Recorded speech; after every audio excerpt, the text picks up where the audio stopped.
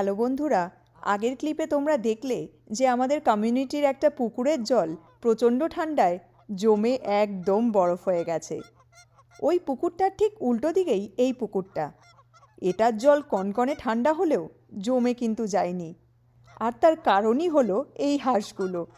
সারাটা শীতকাল ধরেই প্রচুর হাঁস এই পুকুরটায় চড়ে বেড়ায়।